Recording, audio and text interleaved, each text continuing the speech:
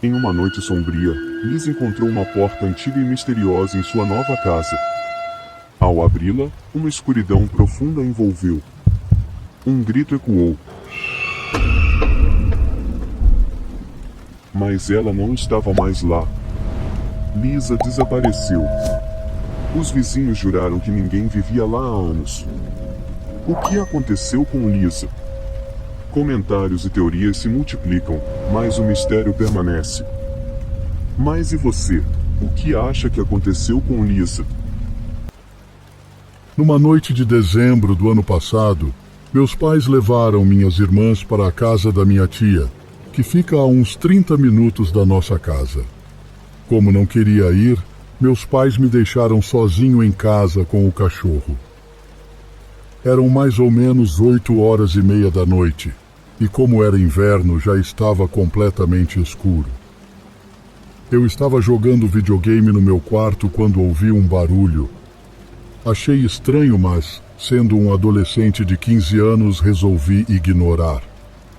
Porém, pouco depois, ouvi outro ruído que parecia mais próximo. Dessa vez, pausei o jogo e fui investigar. Vasculhei a casa toda e não encontrei nada. Isso me deixou um pouco assustado, mas voltei a jogar. Lá pelas 10h20 da noite, meu cachorro veio até mim agitado e pulando, sinalizando que precisava sair para fazer suas necessidades. Hesitante, levei-o até a porta dos fundos. Antes de abri-la, tive um impulso de olhar pela janela. Com muito cuidado, afastei levemente as persianas e a princípio não vi nada. Mas quando olhei para o fundo do quintal, congelei. Havia um homem, aparentando uns 30 anos, com barba mal feita e cabelos longos e sujos, me encarando. Imediatamente, peguei meu cachorro, tranquei a porta, corri para o banheiro no andar de cima e tranquei a porta. Liguei para os meus pais, que chegaram em 20 minutos.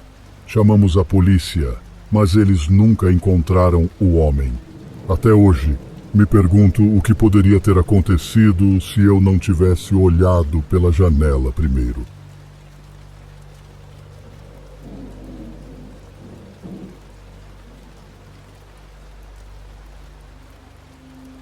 No outono de 2018, entrando no meu 3º ano da faculdade, decidi alugar uma casa com alguns amigos após morar nos dormitórios por 2 anos.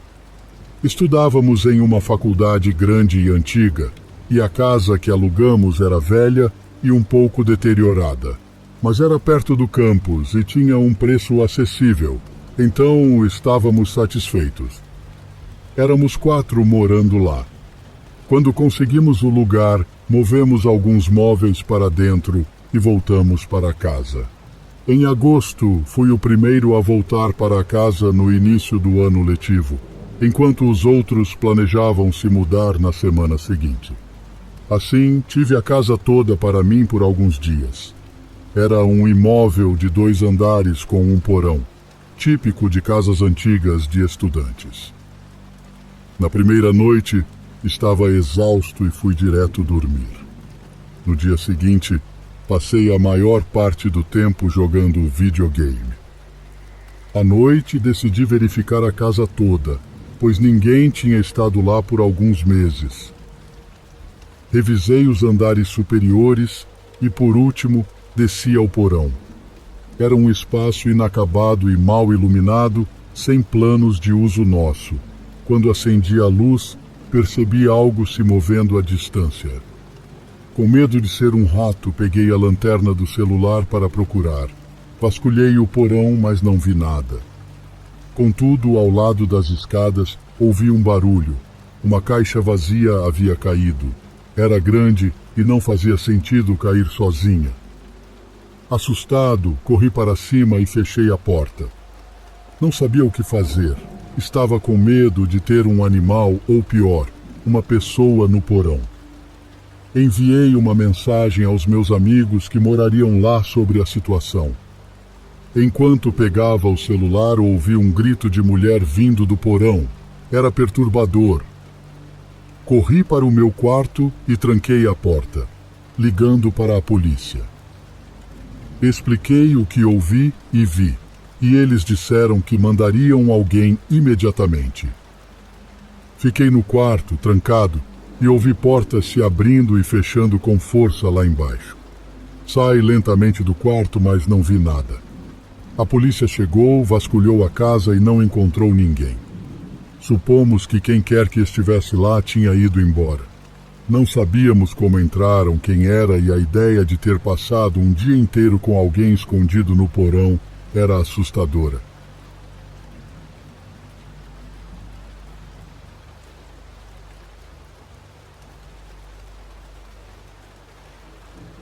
Moro em Sydney, na Austrália, e isso aconteceu quando eu tinha 15 anos e estava sozinho em casa.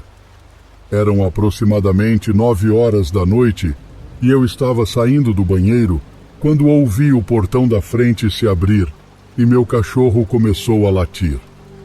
Atravessando o corredor, vi alguém correr pela janela do alpendre e entrar no quintal. De relance, consegui distinguir como ele era. Curvado, com pele pálida e doentia, vestido todo de preto e cabelos longos e negros desgrenhados cobrindo parcialmente o rosto. Fui até a sala para ver o que estava acontecendo. Meu cachorro ainda estava na porta da frente, rosnando. Como não tinha visto o sujeito voltar, isso significava que ele ainda estava em algum lugar no meu quintal. Fiquei esperando na porta por um tempo, quando outro cara, com aparência mais normal, desceu até o alpendre e se aproximou das grades de segurança. Não me lembro de todos os detalhes, mas nossa conversa foi mais ou menos assim. Ele perguntou se eu tinha visto o amigo dele e eu respondi que achava que ele estava no meu quintal. O cara disse que estava seguindo esse sujeito estranho por aí e que achava que ele estava drogado e poderia ser perigoso. Isso me pareceu estranho. O que ele quis dizer com esse cara aleatório quando acabara de chamá-lo de amigo? Ele se afastou rapidamente, sumindo na escuridão em direção ao meu quintal. Vale mencionar que há uma porta nos fundos da casa, mas ela também tem grades de segurança e estava trancada naquele momento. Esperei na porta da frente por um tempo e depois voltei a me sentar. Depois de cerca de 2 minutos, o cara com quem eu falei voltou ao alpendre com o sujeito pálido, que agora estava andando de um lado para o outro de forma agitada. Fui até a porta para ver o que ele queria. Ele disse: "Desculpa, cara, acabei de encontrá-lo.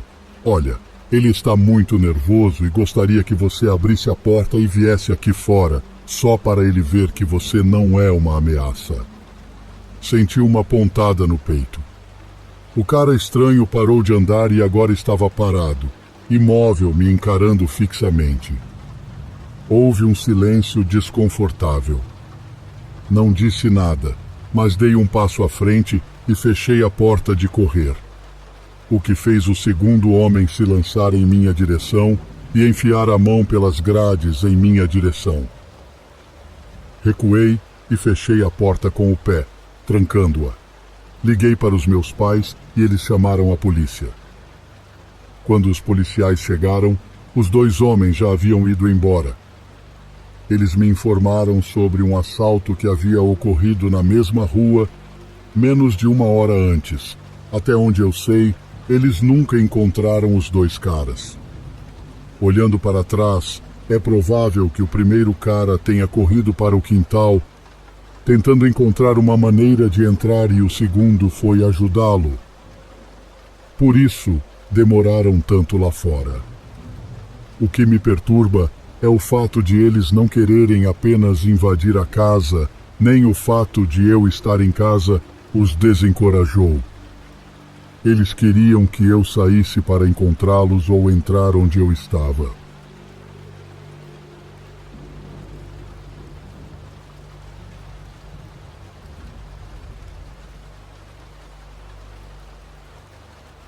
Há cerca de 10 anos, quando eu tinha 12 anos, minha família fez uma viagem para visitar parentes no leste. Minha tia e meu tio nos ofereceram hospedagem em sua casa, que era grande, e na época moravam apenas os dois, pois seus filhos já haviam saído de casa. A casa era antiga, situada em um bairro agradável, e tinha um bosque no quintal. Após chegarmos, havia 2 quartos vazios. Meus pais ficaram com o maior e eu fiquei com o menor. No primeiro dia, passeamos pela cidade e encontramos outros familiares. Na noite seguinte, meus pais, tia e tio foram convidados para um jantar. E eu fiquei em casa, feliz por poder jogar no meu Xbox, em vez de ficar entediado com os adultos. Enquanto jogava Call of Duty, ouvi um barulho de porta de carro se fechando vindo da garagem. Olhei pela janela do segundo andar e vi um carro estacionado na rua, entre a casa da minha tia e a do vizinho. Um homem saiu do carro e caminhou até a porta da frente. Não o reconheci, então pensei que fosse um vendedor ambulante. Continuei observando até ele chegar à porta da frente. Mas, em vez de bater, ele apenas olhou para dentro e depois caminhou para o quintal. Comecei a me sentir mal. Por que ele queria ir ao quintal? O homem usava jaqueta preta, jeans e um boné camuflado. Fui até o banheiro, que tinha uma janelinha com vista para o quintal, e vi o homem indo até a porta dos fundos. Para minha surpresa, ele abriu a porta e entrou. Fiquei em choque por alguns segundos, sem acreditar que a porta estava destrancada. Ouvi barulhos vindo de baixo, o som do homem entrando. Corri de volta para o quarto e me escondi debaixo da cama, esperando que ele não subisse e fosse embora. Ouvi o homem andando pela cozinha e sala, e depois subindo as escadas. Ele abriu a porta do meu quarto, mas a fechou rapidamente. Fiquei sem saber se ele estava dentro ou fora do quarto, até ouvir a porta do quarto do meu tio abrir. O homem pareceu ficar lá por um tempo e depois desceu as escadas. Continuei escondido, aliviado por ele não ter voltado até ouvir os passos subindo as escadas novamente. Pareciam parar em frente à porta do quarto onde eu estava. Então, um dos momentos mais assustadores da minha vida aconteceu. O homem do outro lado da porta disse: "Sei que você está aí debaixo da cama." Ele falou de um jeito muito assustador, mas eu não me mexi, provavelmente congelado pelo medo. Foi quando ouvi outra voz vindo de baixo. Era um homem gritando. O intruso desceu as escadas e eu continuei escondido. Ouvi discussões lá embaixo e depois o segundo homem gritar que tinha chamado a polícia. 10 minutos depois, ainda tremendo debaixo da cama, ouvi as sirenes e a polícia entrou na casa. Saí e falei com uma policial sobre o ocorrido. O homem que invadiu a casa tinha ido embora, mas o outro homem, o vizinho, ficou. Ele viu o homem suspeito entrar e foi investigar. Quando percebeu que era um invasor, confrontou-o. O invasor trabalhava para meu tio e tinha sido demitido 1 ano antes. Foi um milagre o vizinho ter entrado na casa naquele momento, pois ele possivelmente salvou minha vida.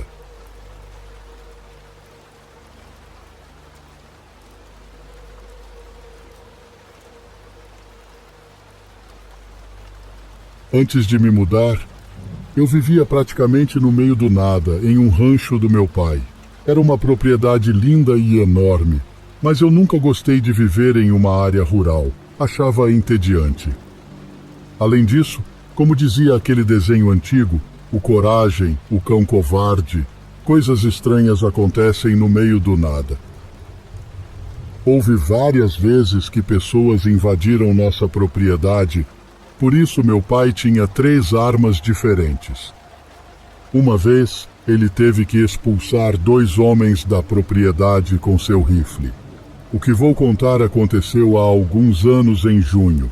Estava sozinho em casa, já que meus pais estavam viajando e meu irmão mais novo estava fora com amigos ou na casa da namorada, não me lembro bem. Era uma noite quente, então todas as janelas estavam abertas. Por volta de 1 da manhã, ainda assistindo TV, percebi que a luz do sensor de movimento do pátio se acendeu. Assumi que era meu irmão voltando, mas, ao olhar pela janela, não vi ninguém. Liguei para ele sem resposta. Logo depois, ouvi batidas na porta da frente. Olhei pelo olho mágico e não vi ninguém. Pensei em campainha premiada e mandei uma mensagem de texto para meu irmão brincando que, se fosse ele, não o deixaria entrar. Momentos depois, ouvi uma batida alta na janela da sala que me assustou tanto que saltei do sofá.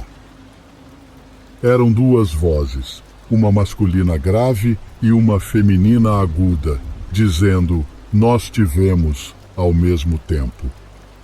Corri para pegar uma das armas do meu pai e fui verificar as janelas, mas não vi ninguém. Com a arma carregada, abri a porta da frente para confrontar a situação. Fiz uma volta rápida ao redor da casa, verifiquei o gado e tudo parecia normal. Voltei para dentro, verifiquei todas as portas e fui dormir no quarto de cima. Por meia hora, tudo estava tranquilo até ouvir alguém batendo freneticamente na porta da frente e um homem gritando. Peguei o rifle ao lado da cama, abri a janela da sala e atirei para fora, na escuridão da noite. O barulho parou e ouvi passos apressados saindo do alpendre. O resto da noite foi tranquilo e nada mais aconteceu até eu me mudar. Não era meu irmão e sua namorada, descobri no dia seguinte. Meu pai ficou orgulhoso quando soube que defendia a propriedade.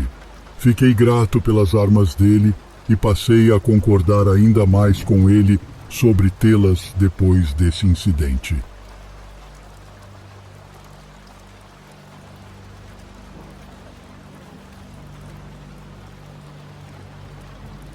Era época de festas e nessa época do ano, minha família e eu normalmente íamos para a casa da minha tia, onde sempre havia uma grande festa. Mas naquele ano decidi não ir, já que sendo um jovem de 19 anos, eu preferia ficar no computador. Meus pais, um tanto relutantes, permitiram que eu ficasse em casa e foram para a festa na casa da minha tia. Imediatamente, comecei a ver vídeos e a jogar. Por volta das 2 da manhã, enquanto estava deitado na cama assistindo vídeos no YouTube, ouvi um barulho forte na porta, mais parecido com uma pancada forte do que com uma simples batida. Levantei assustado, me perguntando quem poderia ser a essa hora. Fui até um quarto próximo à porta e espreitei pela janela. Não vi ninguém na varanda da frente, mas notei um carro estacionado com as luzes apagadas e um homem, provavelmente na casa dos 40 anos, com um cavanhaque nojento e um boné de caminhoneiro, sentado no banco do motorista. Ao lado dele, no banco do passageiro, parecia estar um jovem de uns 20 anos. Tive um mau pressentimento desde a batida na porta e agora estava ainda mais assustado. Corri para o banheiro do primeiro andar e travei a porta. De repente, ouvi o som de uma janela sendo quebrada. Queria ligar para a polícia, mas tinha deixado meu celular no quarto no andar de cima. Com muito cuidado, subi as escadas de volta ao meu quarto. Peguei meu telefone e, ao sair, vi algo assustador. 2 pares de botas debaixo da minha cômoda, onde havia um vão. Fingi que não tinha visto e desci as escadas calmamente. Quando estava na metade do caminho, ouvi um estalo. O tipo de som que só é produzido quando se fecha uma porta muito lentamente. Ao ouvir isso, corri o resto do caminho, saí de casa e liguei para a polícia.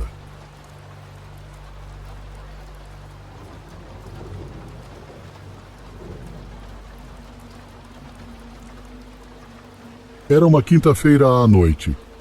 Minha mãe estava trabalhando em um plantão noturno no hospital e meus 2 irmãos estavam na faculdade, então eu estava sozinho em casa. Recebi alguns amigos, assistimos a um jogo de beisebol, bebemos algumas cervejas e eles foram embora pela porta dos fundos. Subi para a cozinha para guardar as cervejas restantes na geladeira e me preparar para dormir.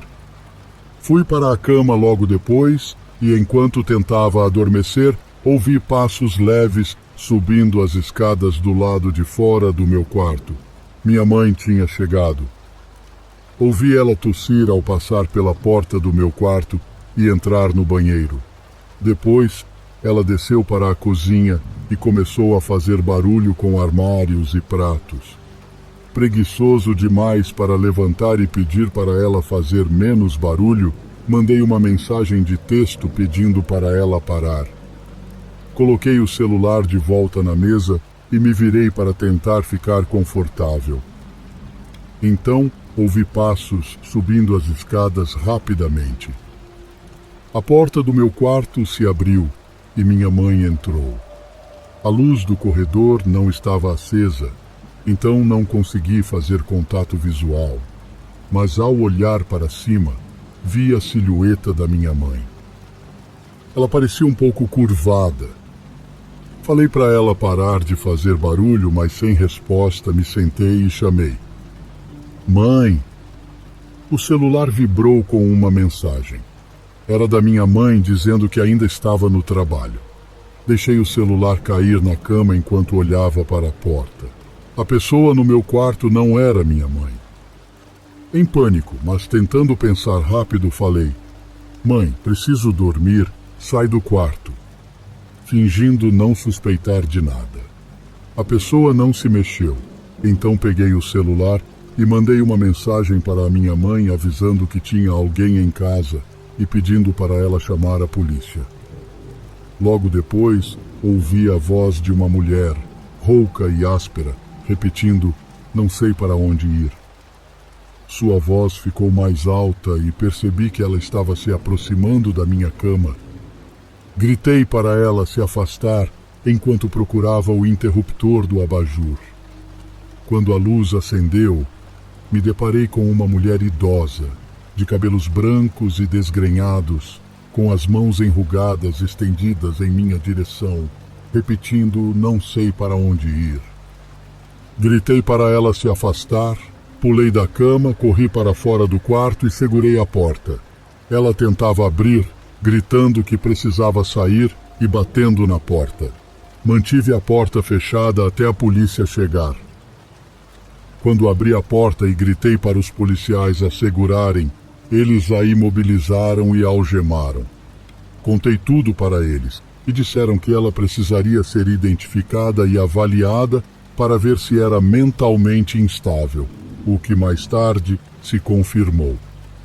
Descobri naquela noite, após a polícia ir embora, que esqueci de trancar a porta dos fundos depois que meus amigos saíram, permitindo que ela entrasse em casa. Isso me deixou traumatizado. Sempre que ouço algo no meu quarto enquanto durmo, tenho que verificar se não tem ninguém do outro lado.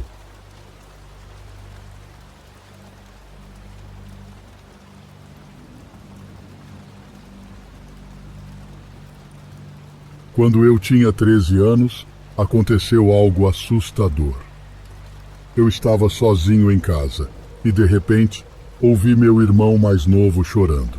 Ele dormia no quarto do porão. Então, desci para ver o que estava acontecendo. Ao entrar no quarto, vi que ele estava segurando a cabeça e me disse que alguém o tinha puxado para fora da cama. Antes que eu pudesse perguntar mais, vi um homem correndo pela porta e subindo as escadas. Não consegui identificar quem era, mas imediatamente liguei para a polícia. Por sorte, o homem já tinha saído de nossa casa quando a polícia chegou, pouco tempo depois. Os policiais conversaram conosco, meu irmão e eu, e contamos tudo o que sabíamos. Alguns meses mais tarde, fomos informados de que o homem havia sido capturado, o que foi um grande alívio, mas então descobrimos detalhes arrepiantes. Ele foi pego enquanto estava à janela de outra casa e, ao revistar a casa do homem, a polícia encontrou uma sala secreta. Essa sala estava cheia de imagens e câmeras de computador apontadas para vários cômodos, algumas delas dentro da nossa própria casa.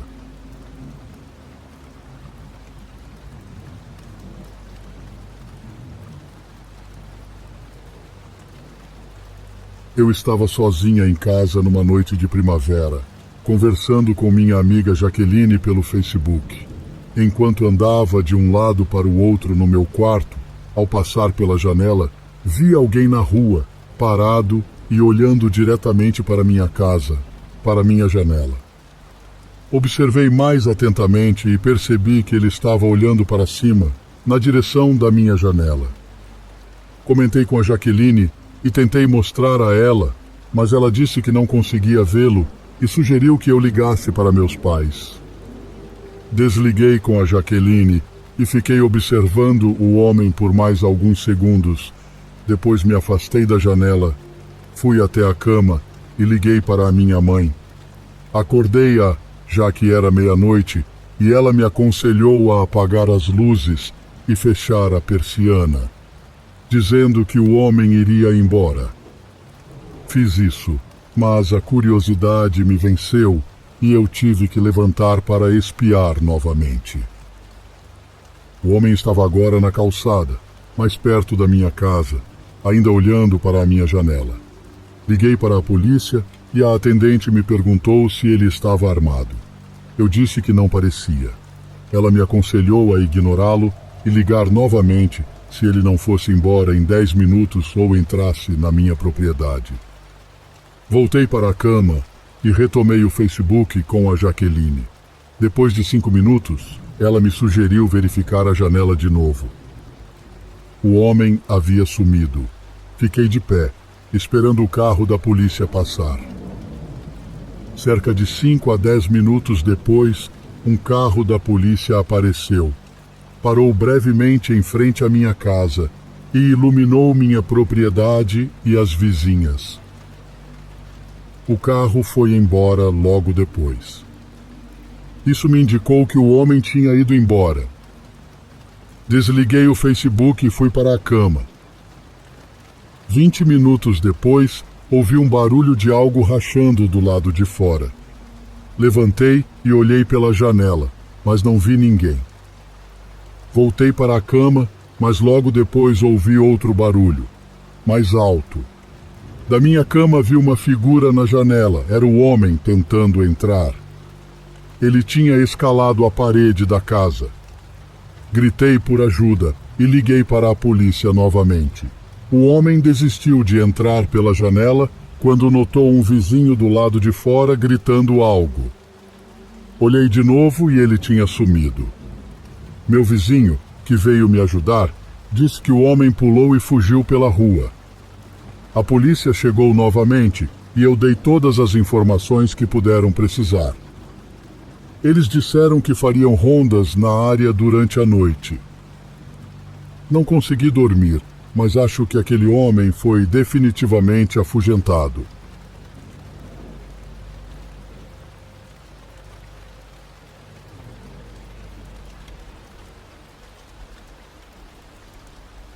Estava na Romênia em um dia de aula e eu precisava me arrumar.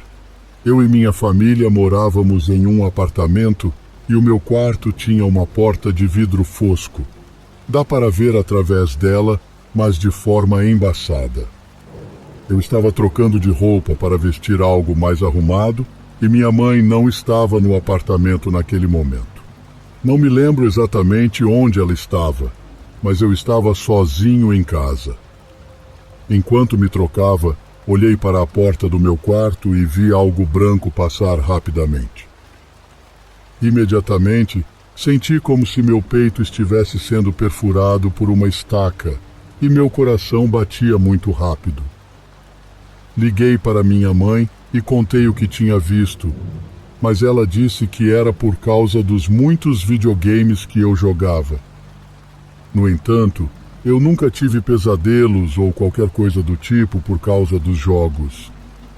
Desliguei o telefone e fui investigar. Procurei por todo lugar, mas não vi nada. Tenho certeza de que vi algo, e isso ainda me assusta. Cheguei a pesquisar, mas não encontrei registros de mortes no apartamento ou algo do tipo. Ainda hoje, não tenho explicação para o que aconteceu.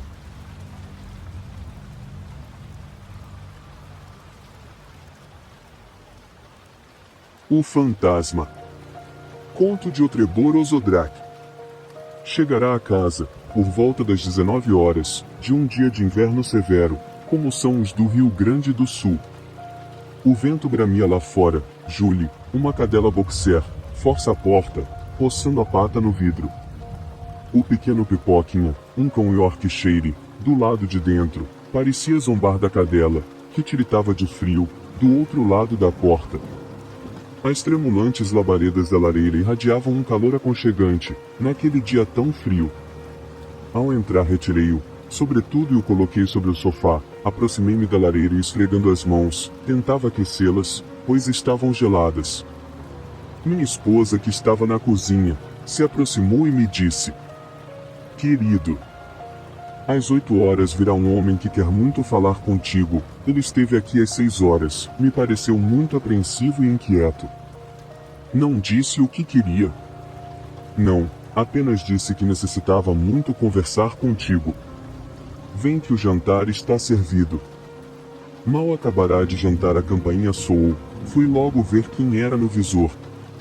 Era o tal homem, como minha mulher havia descrito. Acionei o magneto que libera o portão. Ele entrou. Recepcionei-o na sala, que ao chegar me disse: "Bom dia, senhor", me estendendo a mão. "Sou Fernando Henrique de La Veiga, engenheiro, e tenho muita necessidade de conversar com o senhor, pois tenho um serviço que desejo que o senhor realize." "Queira entrar, o frio está invadindo a sala e o senhor está tremendo." O homem adentrou, se aproximou da lareira, tremia dos pés à cabeça, pois parecia estar pouco agasalhado para um dia tão frio. Os olhos eram claros, cor de chumbo, moviam-se devagar, e tinham a expressão dura, seca e fria. Cara magra e pálida, uma tira estreita de barba, por baixo do queixo, de uma têmpora a outra, curta, ruiva e rala. Esperei por alguns instantes que se aquecesse no fogo crepitante da lareira e o convidei a sentar. "Perdoe-me por incomodar", disse, dirigindo-se à minha mulher, que acabará de entrar trazendo 2 xícaras com chá. Minha mulher cumprimentou o recém-chegado e lhe ofereceu uma das xícaras. Ele a pegou com as 2 mãos que ainda estavam frias, tentando aquecê-las, rodeando a chávena entre a mão, e agradeceu. "Em que lhe posso ser útil, senhor Fernando?" Eu não sei como começar minha narrativa, mas antes devo lhe advertir que não sou louco, estou no meu perfeito juízo, também não sou esquizofrênico. Embora os fatos que lhe vou contar possam levá-lo a pensar que sou um ou os dois. Estou acostumado com casos estranhos, afinal essa é a minha profissão. Esteja à vontade para as suas narrativas, serei todo ouvido, lhe disse com todo o respeito. "Senhor Otrebor, sou um engenheiro experiente, tenho mais de 20 anos de exercício da profissão.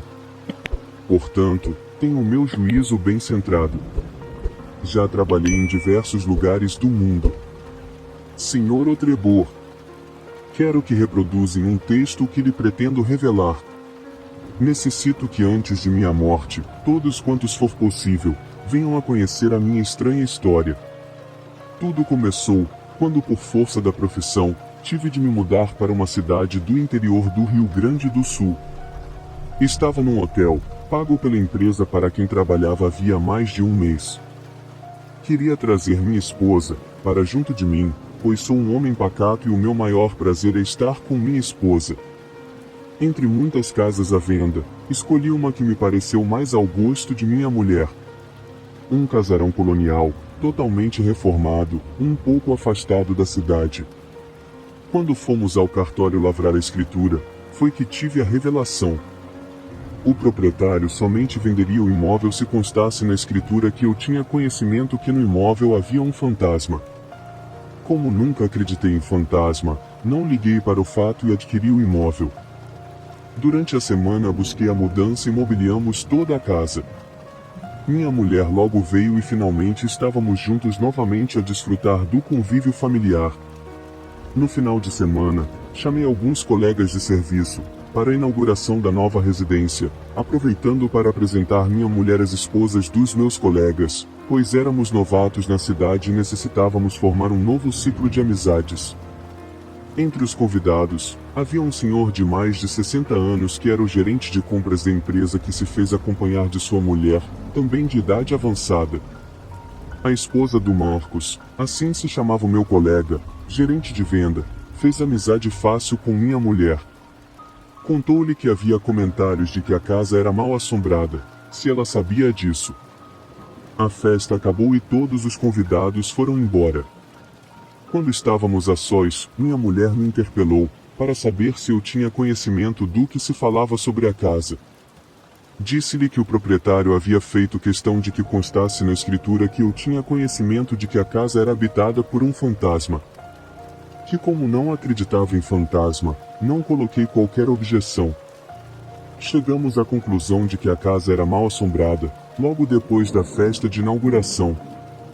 Quando preparava-nos para deitar, de repente, a porta de recepção da casa abriu-se repentinamente e através dela adentrou um homem todo vestido de preto, tomou a escada que dava para o primeiro andar e subiu.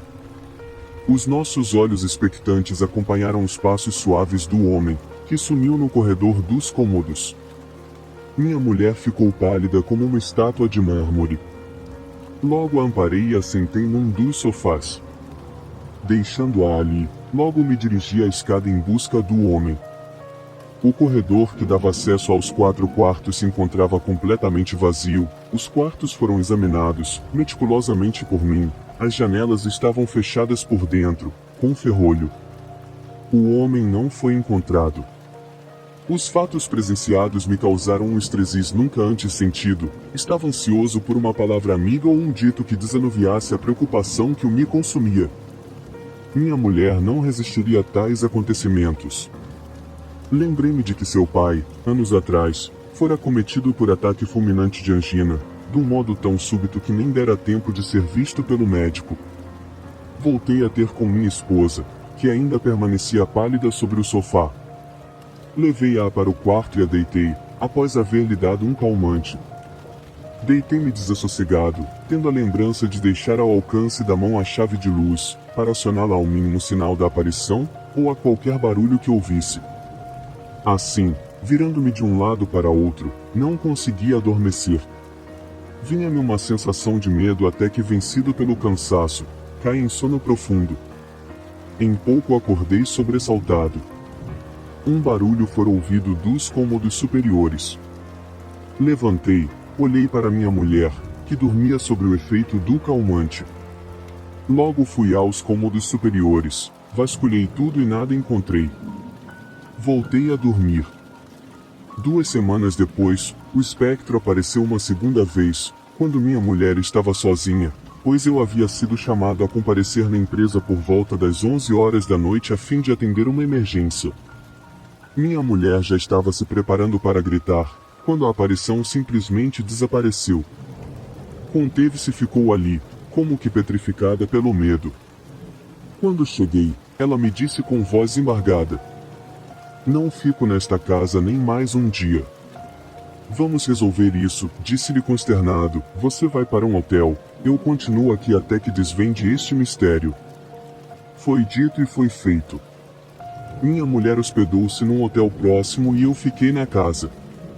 Era um casarão enorme. Após a mudança ficará atulhado de móveis vistoso e brilhante, decorado por minha mulher, que tinha requintado o gosto. Não havia me trazido o aconchego desejado, dada a presença do fantasma que ali habitava. Passaram-se 2 semanas, eu dormia e somente acordava no dia seguinte, fazia as refeições com minha mulher, incluindo o de jejum que fazia no hotel. Na sexta noite, após ter dormido a sono solto, as primeiras horas de descanso, quando rompia 3 horas da madrugada, novo sobressalto me fez erguer-me bruscamente na cama, como se a vida dependesse desse gesto indomável e irrefletido. Levanto trôpego e sonolento, subo as escadas e nada vejo, volto a deitar. Com ansiedade esperei que a luz solar rompesse, para saltar da cama, fatigado, sonolento e indisposto. Minha vida calma e tão igual passou a ser um tormento obsedante, não pelo medo que sentia, mas pela avidez de descobrir o que estava acontecendo. Foi numa terça-feira que ele apareceu. Uma tempestade desenhava-se no céu, abafado e negro, depois de um dia de calor atroz. Nenhum sopro de ar movia as folhas. Um calor de forno oprimia os rostos, fazendo os peitos ofegarem. Eu me sentia mal, agitado, e desejava ir para casa para ficar no conforto de um ar-condicionado. Devia ser por volta de 1 hora da madrugada, estava eu assistindo um telejornal, quando ouvi passos e o arrastar algum objeto, no corredor dos quartos. Subi com a rapidez que pude, e lá estava ele, parado, transparente a princípio materializando-se pouco a pouco. A súbita aparição me deixou assustado, mas entre o medo e a curiosidade, aos poucos fui relaxando. Podia vê-lo perfeitamente bem, era um jovem rapaz, por sua aparência deveria ter seus 19 ou 20 anos, pois seu rosto era liso, com barba rala. Pela primeira vez, me pareceu que o fantasma sofria de 1000 agonias e que a dor que sentia a mais acirrada de quantas dores existissem, dor de varar o coração. Quando próximo, lhe disse: "Não tenha medo, que sou de paz e quero ajudá-lo, no que for necessário." Ele me pareceu confuso e passou por mim descendo a escada. Seguiu, mantendo-o à frente. Quando no térreo, dirigiu-se ao canto da varanda e apontou para o solo e logo desapareceu diante de meus olhos. No dia seguinte, fui procurar o antigo proprietário, que quando me viu, foi logo dizendo: "Previno de que não desfarei o negócio, o senhor foi avisado de que a casa era habitada por um fantasma. Fique sossegado, não quero devolver a casa, apenas quero algumas informações, que o senhor poderá me fornecer. Vá, lá." O que deseja saber sobre o fantasma? Contei-lhe o que havia acontecido. Ele me disse: "Senhor Fernando, desisti de morar na casa, pois não tive controle emocional para conviver com o fantasma, sem falar que minha esposa ameaçou me abandonar se não nos mudássemos da casa. Aluguei-a por diversas vezes, o inquilino que mais durou foi por 2 meses. Por isso coloquei-a à venda com o fantasma e tudo. Asseguro-lhe que ninguém, inclusive eu, não teve a coragem de enfrentar o fantasma, fugíamos dele. As informações do antigo proprietário não lançaram luzes ao caso do fantasma. Tinha de buscar novas informações e métodos para descobrir o que ele realmente queria. Os dias passavam de quando em vez eu via o fantasma, que ficava me olhando, como o cão que espera o comando do dono para tomar alguma atitude. Outras vezes, apertava os lábios e fazia gestos interrogativos com os braços, como que perguntando o que eu iria fazer a respeito, fatos estes que incitavam a minha curiosidade. Os dias se passaram, havia convencido minha mulher a voltar para casa, dizendo que o fantasma realmente existia, mas que não representava qualquer perigo. Certa noite, ao assistir televisão, deparei-me com uma entrevista onde um sensitivo disse textualmente que se comunicava com os mortos. Liguei para a emissora de TV, buscando o endereço do entrevistado. Em 3 dias ele estava em minha casa, pronto para se comunicar com o fantasma. Ele andou por toda a casa e de repente começou a tremer como estivesse com frio. Sua cabeça balançava constantemente. De repente ficou calmo e começou a falar. Eu vim a esta casa para uma festa há muito tempo atrás. Meu corpo está sepultado no canto da sala, sobre o corpo de uma garota que também foi assassinada. Ela se conformou com o ocorrido e foi rumo à claridade. Eu não me conformei e fiquei aqui com o único objetivo de fazer com que os culpados pagassem por seus crimes. Os assassinos nunca foram descobertos, também, os nossos corpos nunca foram achados. Os assassinos foram 5 rapazes da elite da comunidade, sendo eles, Francisco Toldo, filho do dono da casa, Marcos Aguirre, Lauro Ramos, o Lolo, Maurício Miranda, e Carlos Santana. O sensitivo voltou à realidade quando a conexão findou. O homem, dirigindo-se a mim, perguntou: "Deu algum resultado a comunicação?" "Sim, perfeitamente. Agora posso buscar o que quero." "Ótimo, pois eu não sei nada do que acabou de ouvir." Agora eu sabia que um dos assassinos era o filho do antigo proprietário, possivelmente do homem que a tinha vendido para mim. Voltei a procurá-lo e ele me informou que havia comprado a casa há apenas 10 anos, e que a casa já era habitada pelo fantasma. Tais informações levaram-me ao cartório de registro de imóveis. A casa havia sido transacionada por 5 vezes. Resolvi procurar o imediatamente posterior, ou seja, a penúltima venda. O casal não tinha filhos, portanto, não seriam eles os que o estava procurando.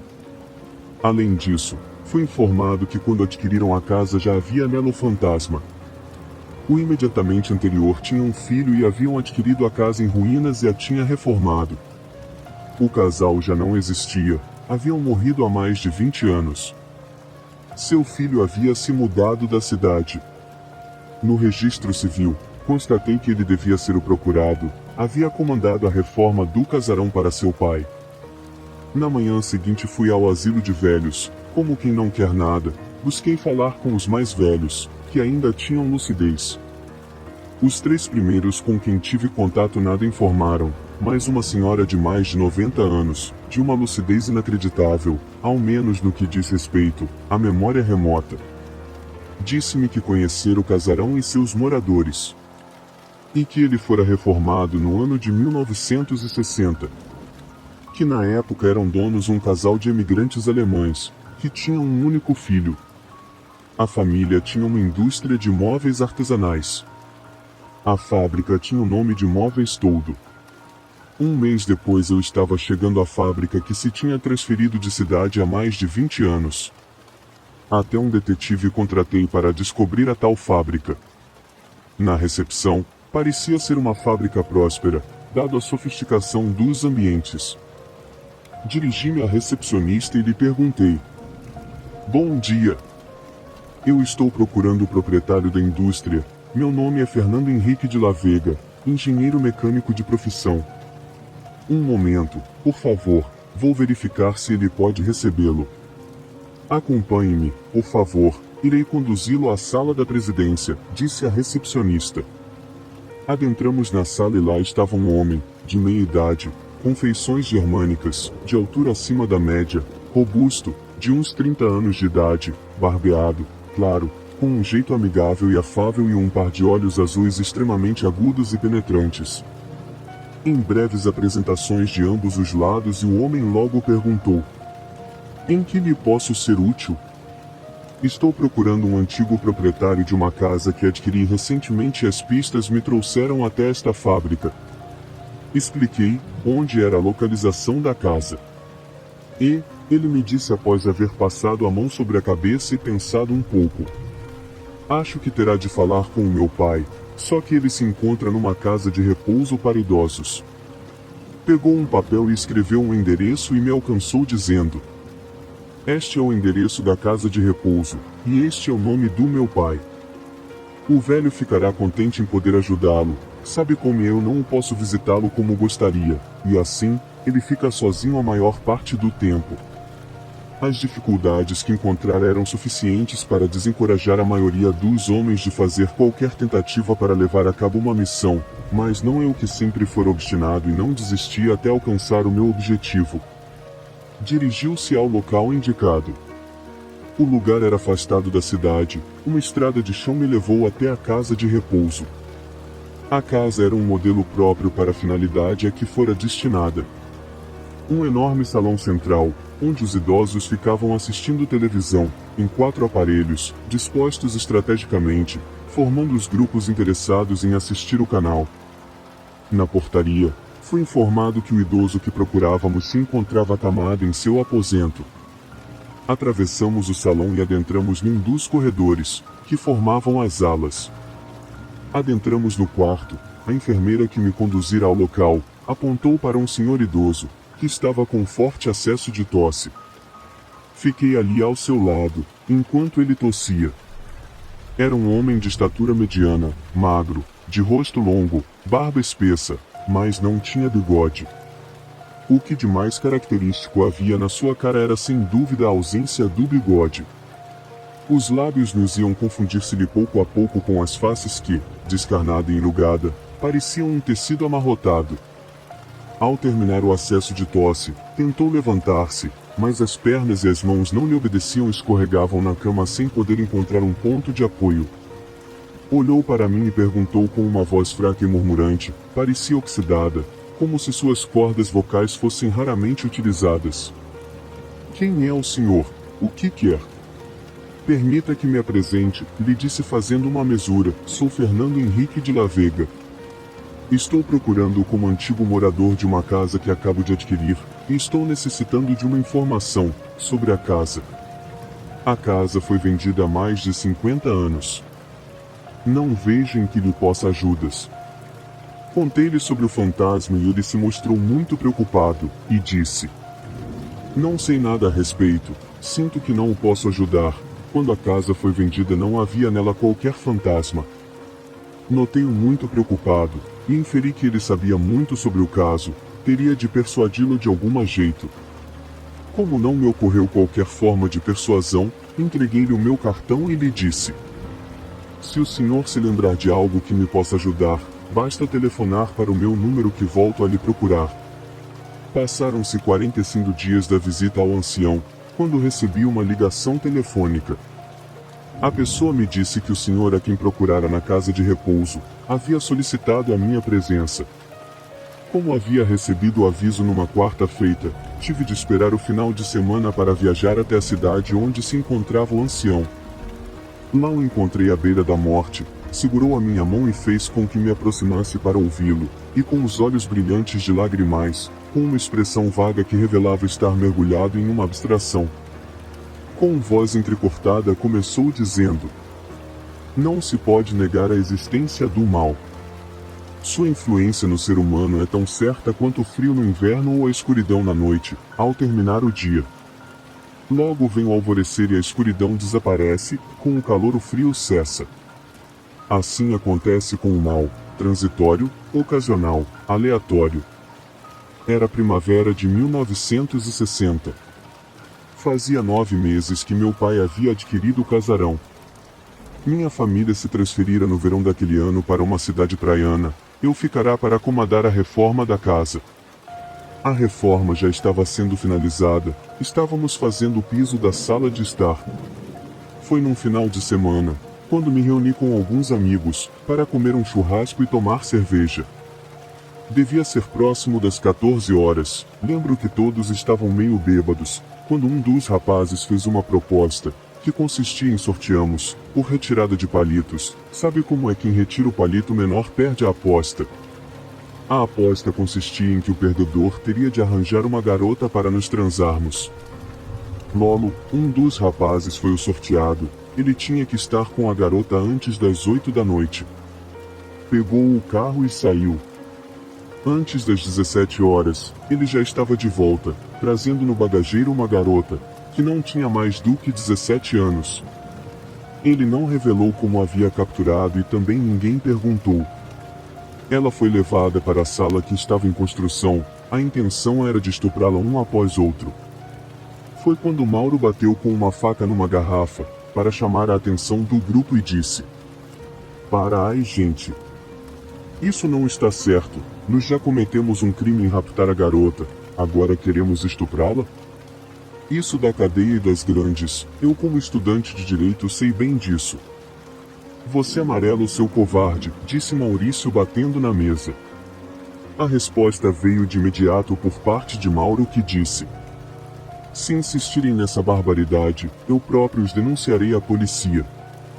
Nisso todos nos olhamos, e ficamos afundados em silêncio, sem nada dizer. Lá fora uma chuva fina começa a precipitar-se, como um choro-lamento por tudo o que estava acontecendo. Como em acordo coletivo e silencioso, pegamos Mauro e o amarramos e amordaçamos. Eu, como dono da casa, tive o privilégio de ser o primeiro, e constatei que a garota era virgem. Logo a seguir foi a vez de Maurício.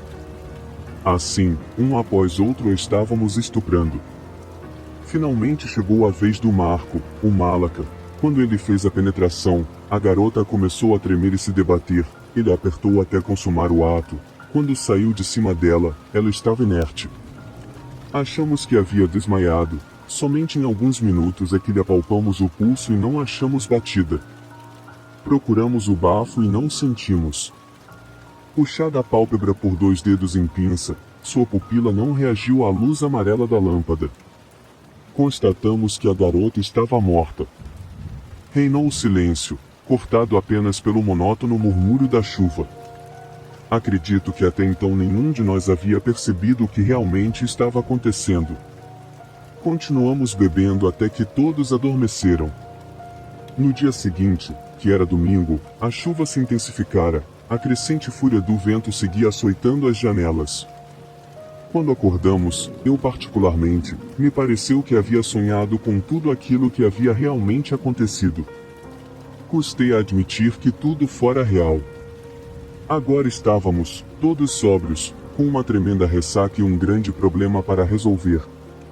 Malaca retirou a mordaça de Mauro, que havia passado a noite toda amarrado. Este, quando pôde falar, disse: "Vocês estão perdidos, seus assassinos, eu os denunciarei às autoridades." Isto fez com que a mordaça lhe fosse novamente amarrada. Nós 5, nos reunimos na cozinha ao redor da mesa. Apenas nos olhávamos com interrogação, quando eu disse: "Temos de ocultar o corpo da rapariga." Todos silenciaram, anuindo ao proposto. Continuei: "Proponho que a enterremos na sala. Basta retirarmos o material de contrapiso, cavamos um buraco, colocar o corpo e fechar." O silêncio foi sepulcral, todos baixaram a cabeça. Foi nesse momento que lembrei que no dia seguinte os pedreiros iriam justamente concretar o piso. Externei meu pensamento e todos concordaram. Pegamos pás e começamos a preparar o lugar para cavarmos a cova. Foi quando Lolo, o companheiro que havia trazido a garota, disse: "E como vamos ter certeza de que mais um de nós não irá amarelar?" Foi quando propus que fizéssemos uma declaração de culpa conjunta e que todos nós assinássemos e a colocássemos junto do corpo que seria sepultado. Até então não havíamos nos apercebido da maior ameaça que pairava sobre as nossas cabeças, o nosso amigo Mauro. Maurício, olhando para Mauro, disse: "E ele, o que faremos dele?" Suas palavras pareciam que não havia sido ouvido. O silêncio foi total, até que Maurício voltou a se pronunciar. "Se ele assinar a declaração conjunta, podemos soltá-lo. Será tão culpado quanto nós." Saí do buraco que estava cavando e fui até Mauro e o desamordacei.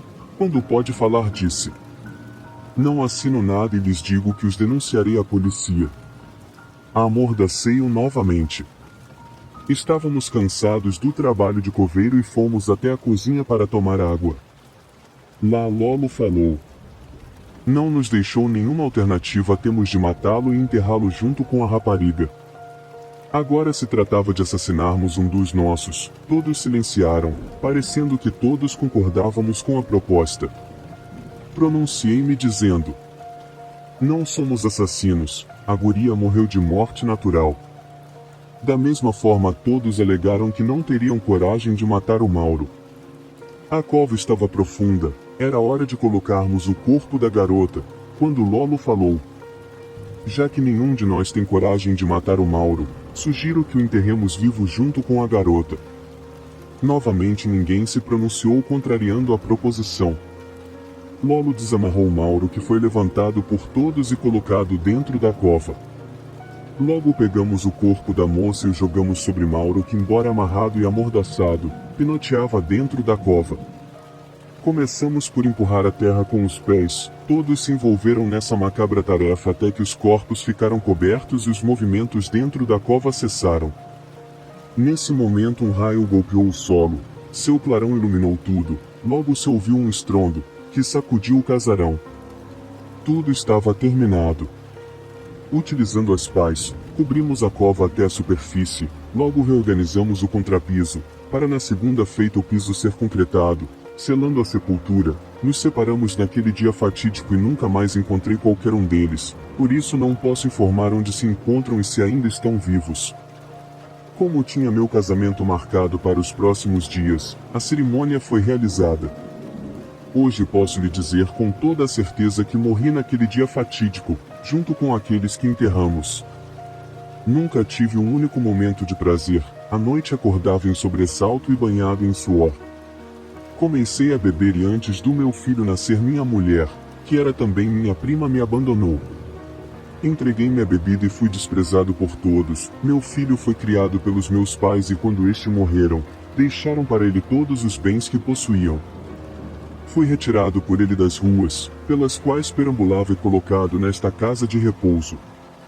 O talho de sua figura, ungida de mística realidade, os olhos postos na amplidão do além, ficará apegado em lugar à parte da recordação que nunca mais se esquecera, daquelas que deixam rastro de luz, por mais variado e tortuoso que fosse o caminho.